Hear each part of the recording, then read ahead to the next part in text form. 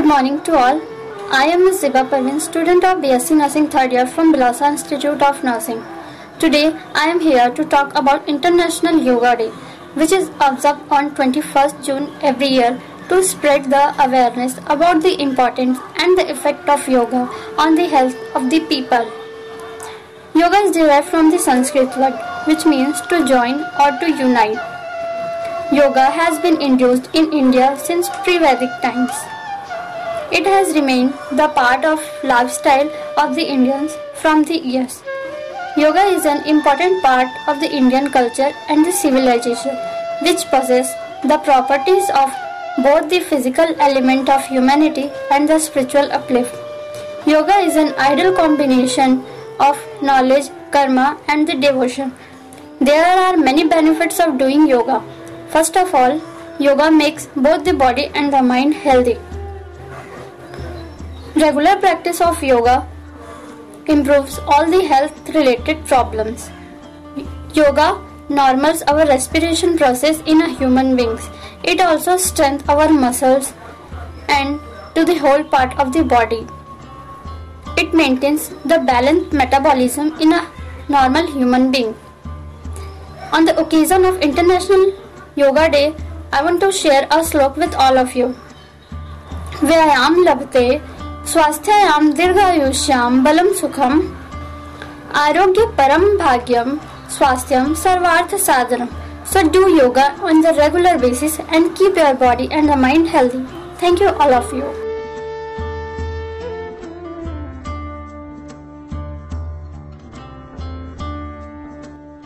Hello friends, I am Shruti Shukla and I am a student of Bilasa Institute of Nursing, Bilaspur, Chhattisgarh, BSc Nursing 3rd year. Today is Yoga Day.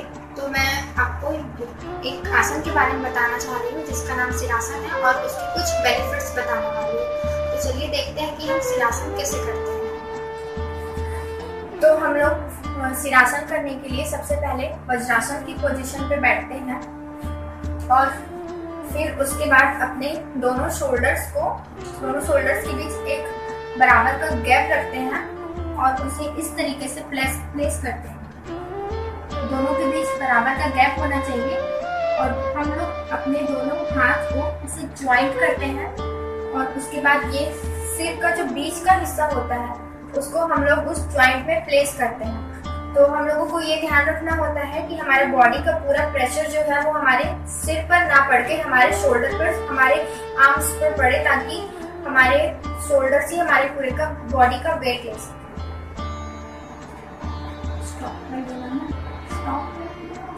तो इस तरीके से हम लोग अपने दोनों पैर को पहले स्ट्रेट रखते हैं.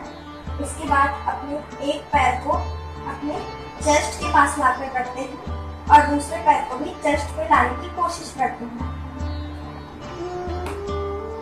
तो हम लोग इस तरीके से अपने इसी आसन को 1 मिनट तक कंटिन्यू करते हैं और ब्रीथ इनहेल एंड एक्सहेल करते रहते हैं. तो हम लोगों ने जैसे देखा कि सिरासन किस तरीके से किया जाता है और इस आसन को हम लोग कंटिन्यू 1 मिनट तक करते हैं और इस 1 मिनट में हम लोग अपने ब्रीथ एक्सहेल एंड इनहेल करते रहते हैं स्लोली और फिर उसके बाद इस आसन को डिसकंटिन्यू करते हैं. तो इस आसन के बेनिफिट्स क्या होते हैं? इस आसन के बेनिफिट्स होते हैं कि हमारे आर्म्स एंड शोल्डर स्ट्रांग होते हैं, हमारे ब्रेन में ब्लड सर्कुलेशन ज़्यादा होने के कारण हमारा ब्रेन स्ट्रांग होता है और डायबिटिक केयर मिलता है इससे. और ये हमारे पिट्यूटरी ग्लैंड को इन्हेंस करता है जो कि master of the all glands कहा जाता है जिसको, क्योंकि वो हमारे सारे ग्लैंड्स को कंट्रोल करता है. और इसके बेनिफिट्स होते हैं कि जिन लोगों को हेयर फॉल्स की प्रॉब्लम होती है तो वो हेयर फॉल्स को भी कम करता है और हेयर ग्रोथ बढ़ाता है. और जिनको इंसोमिया होती है, स्लीपिंग डिस्टर्बेंस होती है, तो वो उन लोग ये सिरासन करने से उन्हें काम से मिलता है. और हमारा स्ट्रेस रिलीज होता है सिरासन करने से और हमारे ब्लड का सर्कुलेशन जो है वो आइज में अच्छे तरीके से होता है और ये हमारे स्किन के लिए, उसके ग्लो के लिए भी बहुत अच्छा होता है. तो हमें सिरासन हमारे ब्रेन के लिए, हमारे स्किन के लिए, हमारे पूरे बॉडी के ग्लैंड के लिए, सभी चीज़ों के लिए, हमारे शोल्डर्स के लिए, मसल्स के लिए, सबके लिए अच्छा होता है. तो हमें ये सिरासन दिन भर में 2 बार करना ही चाहिए 1-1 मिनट के लिए. Thank you to all of you. नमस्कार, मेरा नाम प्रीति साहू है। मैं Bilaspur institute of nursing Bilaspur की छात्रा हूँ। जैसे कि आप सबको पता होगा कि हमारे देश में 21 जून को नेशनल योगा डे के नाम से सेलिब्रेट किया जाता है। तो मैं आपको एक योगा करके दिखाती हूँ जिसका नाम है हैप्पी बेबी पोज। इसे आनंद बालासन भी कहते हैं। सबसे पहले आप ऐसे पीठ के बल लेट जाइए, अपने बॉडी को रिलैक्स रहने दीजिए। फिर अपने दोनों पैर को धीरे धीरे उठा के अपने चेस्ट लेवल तक लाइए। फिर दोनों हाथ को ऐसे अंगूठे को पकड़िए, उठा के आराम से अपने पैरों को फैलाइए। फिर एक खेलते हुए बच्चे की तरह अपने शरीर को ऐसे रोटेट कीजिए।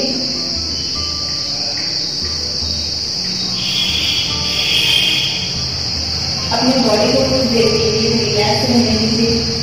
आप ये आसन 30 सेकेंड के लिए कर सकते हैं। तो ये था हैप्पी बेबी पोज। इसको करने से हमारे शरीर में रक्त का परिसंचरण अच्छी तरीके से होता है, साथ ही पीठ और कमर के दर्द से राहत मिलती है।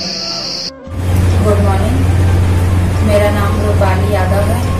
BSc नर्सिंग सेकेंड ईयर की स्टूडेंट एंड मेरा महाविद्यालय है Bilaspur institute of nursing Bilaspur city. आज हम योगा करने वाले हैं परिघासन की, अर्थात गेट पोज। आइए देखते हैं परिघासन।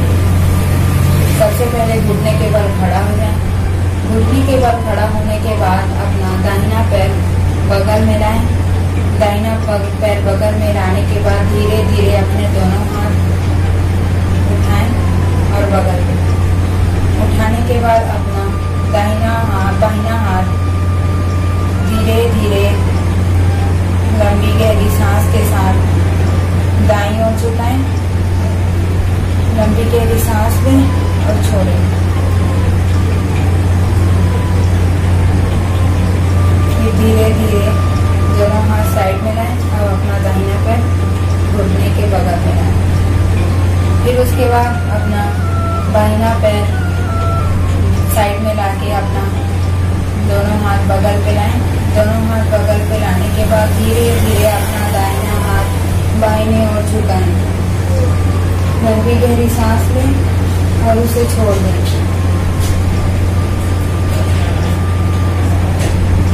फिर अपना हाथ साइड में लाएं और अपना बाहिना पैर अपने घुटनों के बल रख लें।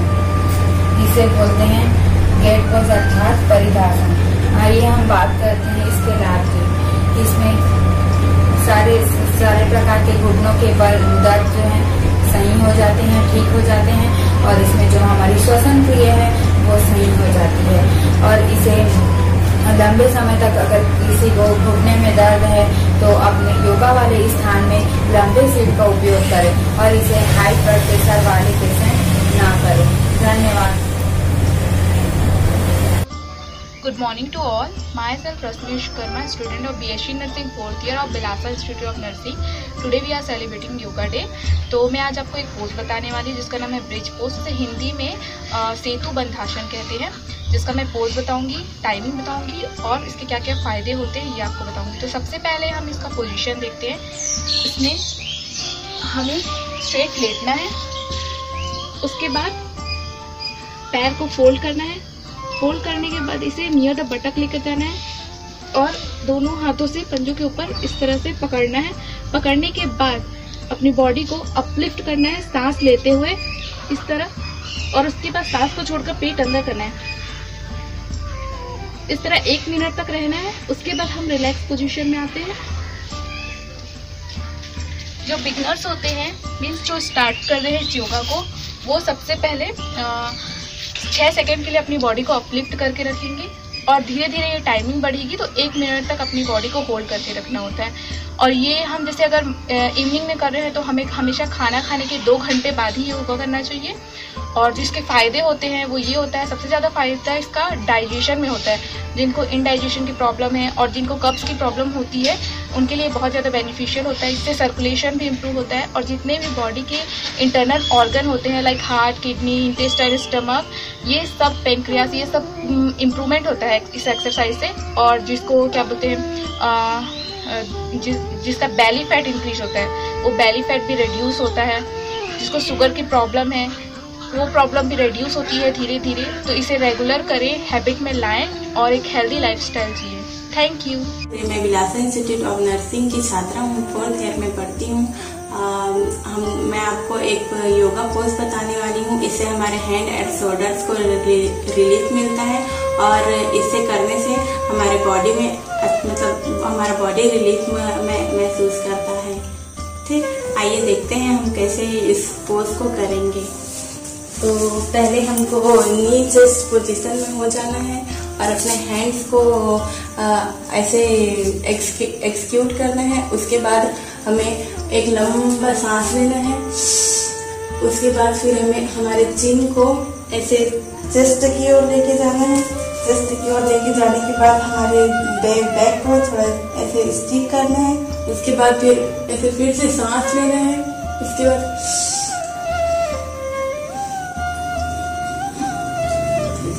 इससे हमारे हैंड एंड शोल्डर जो स्टिक हो जा रहते हैं वो खुलते हैं और हमारे स्पाइनल भी अच्छे से वर्क करने लगता है और हमारे बॉडी में पेन नहीं होता है। My name is Bharti Kashyap. I am a student of BSc Nursing first year. My college name is Bilasa Institute of Nursing College. आज मैं आपको लिजार्ड पोज के बारे में बताना चाहती हूँ। जब लगातार बैठे रहने से या अच्छी नींद पूरी ना होने से या फिजिकल एक्सरसाइज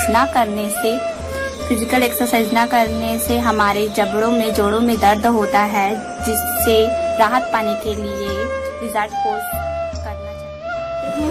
उसके बाद टेबल टॉप बनाते हैं। उसके बाद डॉग की स्थिति में आते हैं। फिर राइट पैर को राइट हैंड के पास ले जाते हैं और से सीधा रहते हैं। यह स्थिति हम 30 सेकेंड तक करते हैं। उसके बाद फिर कोहनी दोनों हाथ को जमीन पर रखते हैं और यह स्थिति हम 30 second. Good morning ma'am, I am Sangeeta Patel, student of BSc Nursing first year from College Bilasa Institute of Nursing, Bilaspur. Today, I am going to perform Adhomukhi Asan on the behalf of Yoga Day. So let's start. Stand on your forelegs so that your body forms table-like structure. Exhale and gently lift up your hips, straighten your knees and elbows. You should ensure that your hand should be lying in the shoulder and your feet should be lying with the hips. Hold for a second, then return back your elbows and knees in the sitting position. So, this is Adhomukhi Asan. Now I am going to tell benefits of Adhomukhi Asan. First, it improves blood circulation, it improves digestion, decreases anxiety and tones up your hands and feet. Thank you, ma'am. Hello everyone, myself Divya Verma, class GNM first year, Bilasa Institute of Nursing. आज मैं आप लोग को भद्रासन योग के बारे में बताऊंगी। सबसे फर्स्ट हम दोनों पैर को सामने ले जाएंगे और उसके बाद हम दोनों पैर को कंबाइन करेंगे। कंबाइन करने के बाद हम जितना हो सके दोनों पैर को हम अपने पास लाने की कोशिश करेंगे और अपने घुटनों को हम जमीन तक ले जाने की कोशिश करेंगे। इस स्थिति में हमें 5-10 मिनट बैठना होता है और इसमें हम अपने सांस को आराम से छोड़ते हैं और लेते हैं। उसके बाद हमें अपने नॉर्मल पोजीशन में आना है। इस योग से हमें बहुत सारे बेनिफिट्स मिलते हैं, जैसे हमारे हिप जॉइंट और नी जॉइंट उसमें वो स्ट्रांग होता है और हमारे एब्डोमेन पेन होते हैं वो भी स्ट्रांग हो जाता है और यह प्रेग्नेंट लेडी के लिए बहुत ही इम्पोर्टेंट होता है। Of you, myself Mausami Singh Parihar from BSc Nursing 3rd year from Bilasa Institute of Nursing, Bilaspur, Chhattisgarh. आज मैं आप लोगों को एक आसन के बारे में बताना चाहती हूँ जिसका नाम है पद्मासन। पद्मासन को कमल आसन भी कहा जाता है। तो अब हम देखेंगे कि पद्मासन को कैसे किया जाता है। अब इस आसन को करने के लिए हम जमीन पे सीधा बैठ जाएंगे। हमारी रीढ़ की हड्डी सीधी होनी चाहिए। अब हम अपना लेफ्ट लेग को राइट थाई के ऊपर प्लेस करेंगे और राइट लेग को लेफ्ट थाई के ऊपर प्लेस करेंगे। फिर हम अपने दोनों हैंड को मतलब दोनों पाम को क्या करेंगे, अपवर्ड डायरेक्शन में करते हुए और फिर स्ट्रेट बैठेंगे।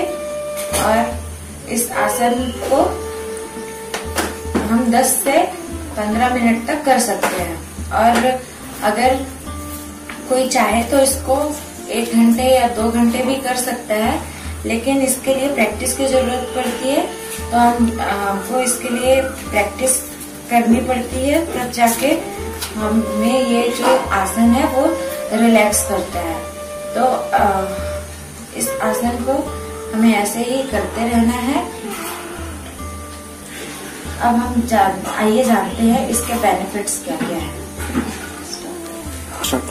ये आसन जो पद्मासन है उसको कमल आसन कहा जाता है और इस आसन को करने के लिए मनुष्य को मतलब ह्यूमन बीइंग को हेल्दी होना चाहिए।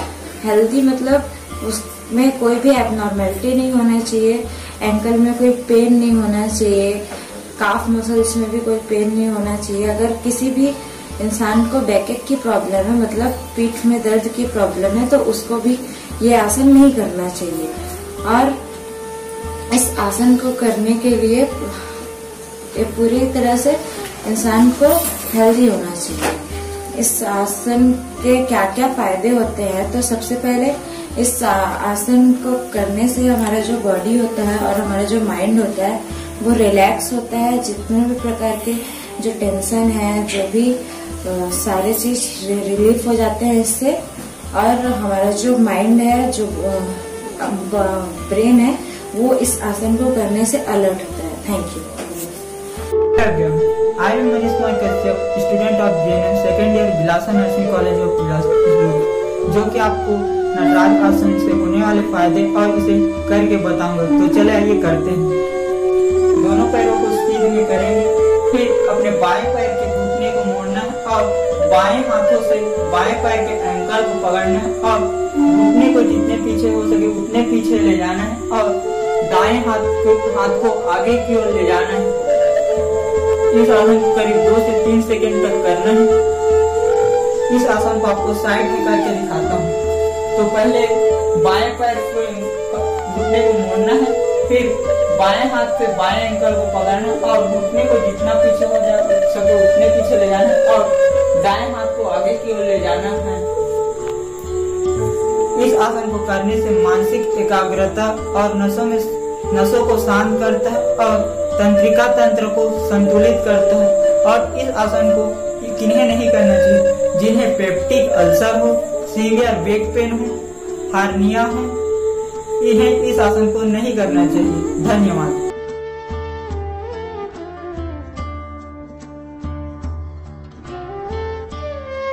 Extend puppy pose.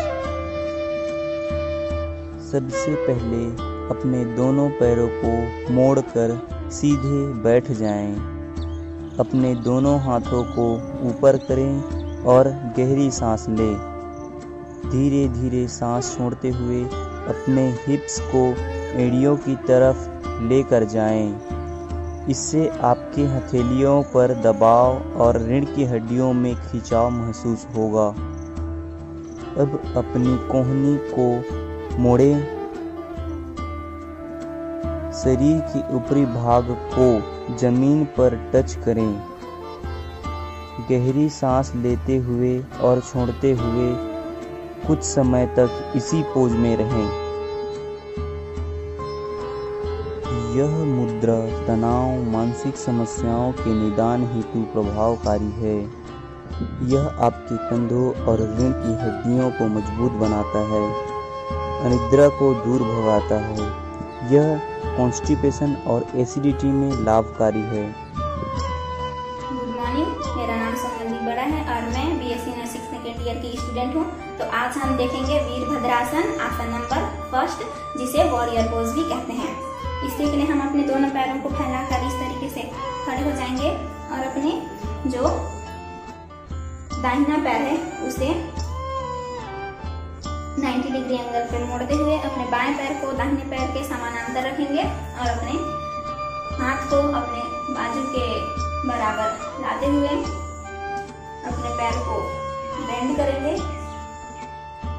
आपका जो पीछे का पैर है वो मुड़ना नहीं चाहिए, बस सामने का पैर हम इस तरीके से मोड़ेंगे। अब अपने हाथ को धीरे धीरे ऊपर की ओर लेकर हमें जाना है। अब हम सांस ऊपर खींचते हुए अपनी हथेली को देखेंगे और अपने शरीर को जितना ज्यादा हो सके उतना पीछे की ओर खींचना है। इस स्थिति में अपने आप को थोड़े समय के लिए रखते हुए सांस छोड़ते हुए सीधा देखना है।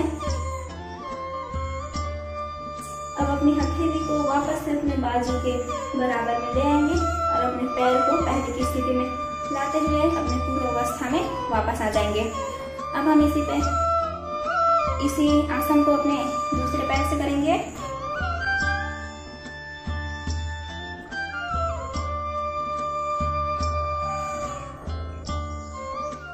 अब अपने हाथ को धीरे धीरे ऊपर लेकर जाना है। सांस ऊपर खींचते हुए हमें अपने हथेली को देखना है और अपने आप को पीछे की ओर खींचना है। कुछ देर इसी अवस्था में रहने के बाद वापस से अपनी पूर्व अवस्था में वापस आना है।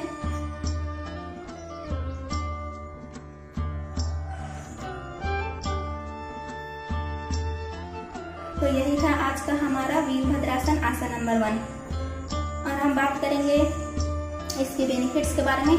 तो ये आपके पैरों के लिए अच्छा होता है, सारे मसल्स और मांसपेशियों में खिंचाव होता है जिसके कारण रक्त का संचारण अच्छे से होता है। ये आपके नेक के लिए अच्छा होता है, ये आपके बैक के लिए अच्छा होता है। और हम देखेंगे कि यह आसन किन्हें नहीं करना चाहिए। तो ये आसन जिन लोगों को बैक में पेन है उन्हें नहीं करना चाहिए और जिनको हाई ब्लड प्रेशर की कॉम्प्लिकेशन होती है उन्हें ये आसन नहीं करना चाहिए। Thank you. मेरा नाम मौलिकता खुर्रे है। मैं Bilasa institute of nursing BSc nursing की पीएचडी नर्सिंग 4th ईयर की छात्रा हूँ। मैं आज आप लोगों को संभावी मुद्रा के बारे में बताऊंगी। इस मुद्रा को करने से हमारी आंखों की तीव्रता बढ़ती है, मतलब कि देखने की शक्ति बढ़ती है और हमारे जो भी चश्मा वगैरह लगा रहता है हमारे आंखों में वो उतर जाता है। और इसको करने से हमारे दिमाग में जितने टाइप से मानसिक स्थितियां अलग अलग निगेटिव उत्पन्न होते रहती हैं वो भी दूर होती है। और इसके और भी लाभ हैं, जैसे कि ब्रेन कैंसर, ब्रेन ट्यूमर है, ये सब खत्म हो जाता है। तो आइए देखते हैं इसको कैसे करते हैं। पहले हम पद्मासन में बैठेंगे, अपने दोनों पैरों को ऐसे मोड़ेंगे। पद्मासन में बैठने के बाद इसमें पद्मासन, सुखासन, वज्रासन तीनों का प्रयोग करते हैं, लेकिन मैं आपको पद्मासन में बैठ के इसको करके दिखाऊंगी। पद्मासन में बैठने के बाद हमको ऐसे ध्यान मुद्रा में आना है। ध्यान मुद्रा में आने के बाद हमारी जो दोनों आंखें हैं उसको यहाँ दोनों भवों के बीच में देखना है ऐसे। और इसमें हम लोग एक और करते हैं, खेतरी आसन बोलते हैं। खेतरी आसन मतलब जो अपना जीभ है उसको पीछे की ओर ढकेलेंगे, जितना हो सके उतना पीछे की ओर, ट्रॉन्सिल की ओर ढकेलना है।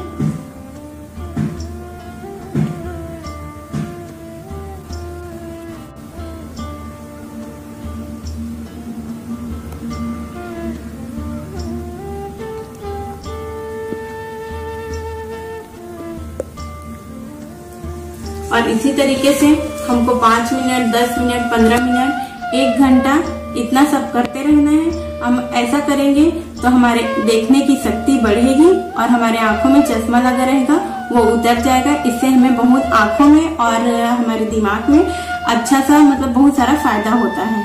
धन्यवाद। मेरा नाम है, मैं Bilasa institute of nursing Bilaspur की छात्रा हूँ। आज मैं आप लोगों को भ्रामरी आसन के बारे में बताऊंगी। सबसे पहले ऐसे पद्मासन में बैठ जाइए, फिर अपने हाथों को ऐसे फैला लीजिए, अपने बॉडी को रिलैक्स रहने दीजिए, अपने ध्यान को एकाग्रित करें। फिर धीरे धीरे अपने अंगूठे को अपने कान से दबाइए। फिर जो बाकी बची हुई उंगली है उसको अपने आंखों में इस तरह रखिए। फिर अपने इस दोनों उंगली से हल्का से दबाइए। फिर अपने ध्यान को एकत्रित कीजिए। फिर धीरे धीरे से सांस लीजिए।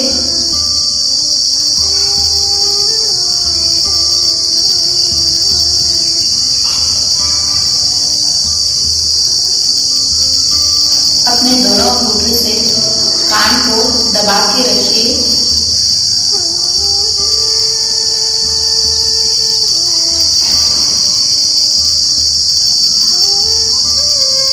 ध्यान को एकाग्रित रखिए।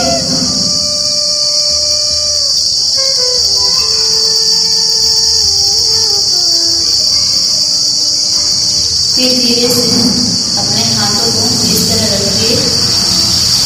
ये था भ्रामरी आसन।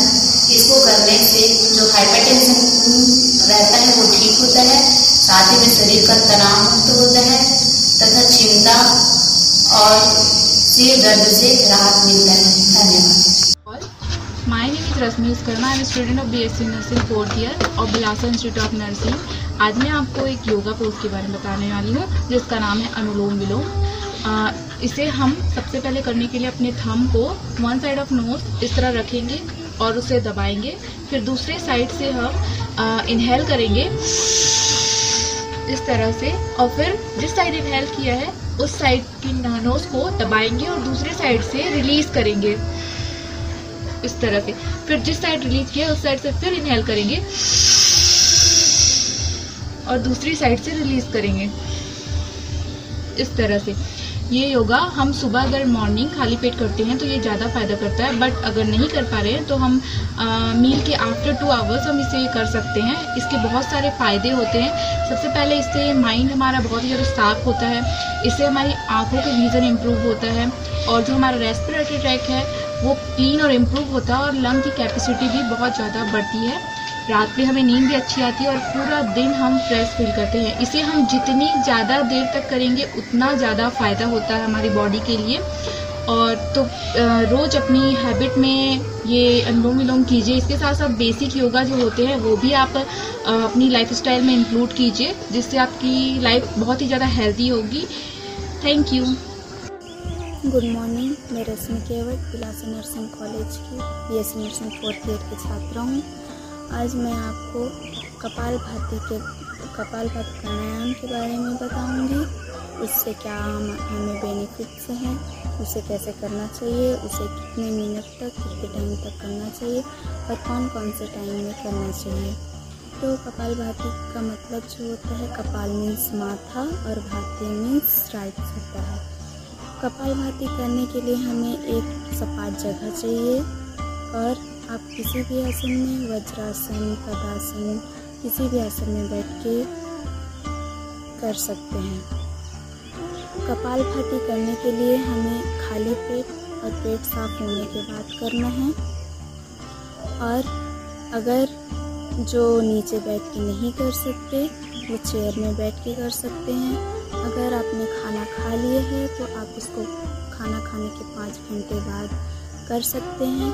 और अगर जैसे हम कपालभाति करते हैं तो कपालभाति करने के 20 मिनट तक कुछ नहीं खाना है। भले आप थोड़ा थोड़ा करके पानी पी सकते हैं लेकिन खाना नहीं खाना है।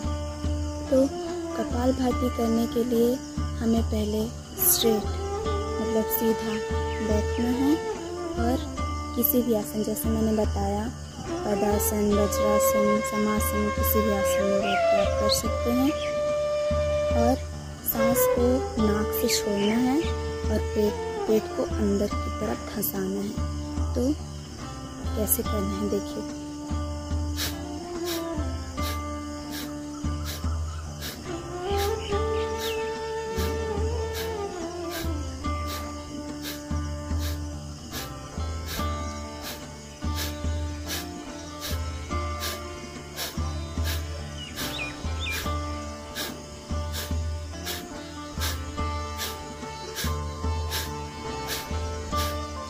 इस प्राणायाम को जिन्हें सांस का प्रॉब्लम है वो ना करें, और अगर जिन्हें हार्निया है, ये सब प्रॉब्लम है, तो आप अपने डॉक्टर से कंसल्ट करके ये प्राणायाम कर सकते हैं। और प्राणायाम हम ज़्यादा से ज़्यादा 20 मिनट तक कर सकते हैं।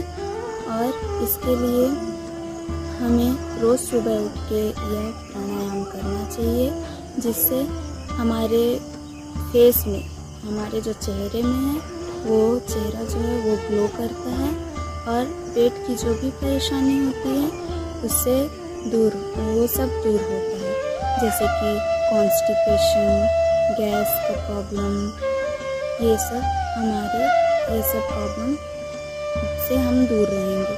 और जैसे इसके क्या क्या बेनिफिट्स हैं, तो वज़न जो होता है वो घटता है, हमारा जो कमर होता है वो अपने शेप और साइज़ में आता है। और इससे हमें ना कॉन्स्टिपेशन होगा, ना ही सांस की परेशानी होगी। और हाँ, अगर जिन्हें सांस का प्रॉब्लम है, ये प्राणायाम ना करें तो ज़्यादा बेहतर रहेगा। अगर कर रहे हैं तो धीरे धीरे करें।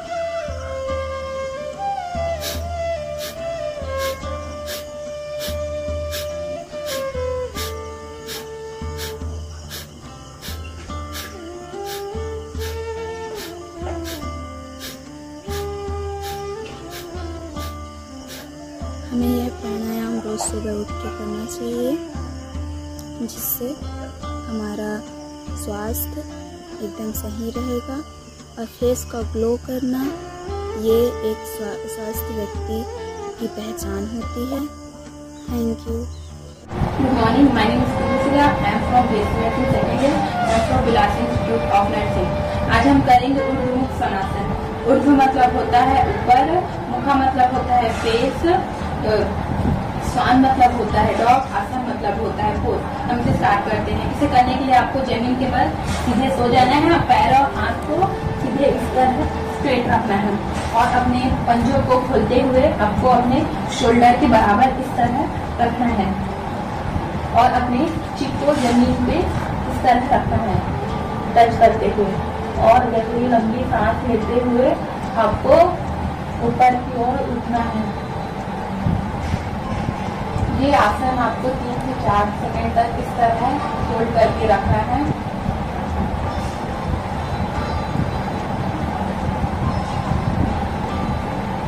और सांस छोड़ते हुए आपको फिर अपने नॉर्मल पोज में आ जाना है। फिर गहरी लंबी सांस लेते हुए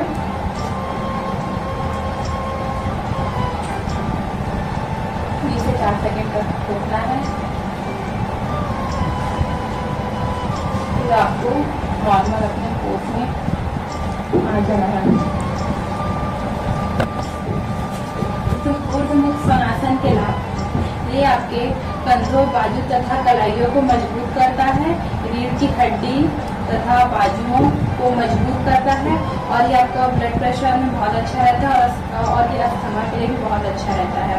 और ये आसन किन्हें नहीं करना चाहिए, जिन्हें बैक में प्रॉब्लम हो तो उन्हें ये आसन नहीं करना चाहिए। Thank you.